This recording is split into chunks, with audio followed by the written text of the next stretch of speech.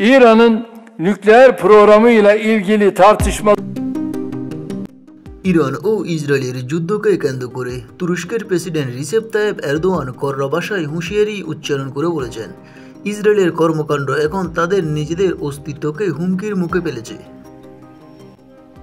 সোমবার 16 জুন তুরস্কের মন্ত্রিসভার বৈঠকে তিনি এই মন্তব্য করেন। বিশেষ করে ইরানের ইসরায়েলের সাম্প্রতিক হামলার তীব্র নিন্দা জানিয়ে এরদোয়ান স্পষ্ট বলেন, আর কোনো বেইমানি কর্মকাণ্ড সহ্য করা হবে না।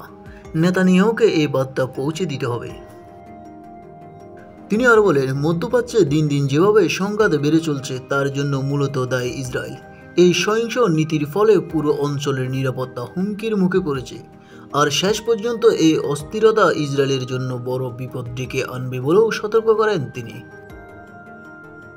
তবে এরদোয়ান বলেন, শুক্রবার থেকে শুরু হওয়া এই সংঘাত এখন পর্যন্ত প্রাণ হারিয়েছেন 24 জন ইসরায়েলি নাগরিক।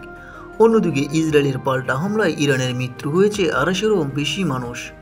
এই ঘটনার নিন্দা জানিয়েছেন আরও কয়েকটি মুসলিম দেশও।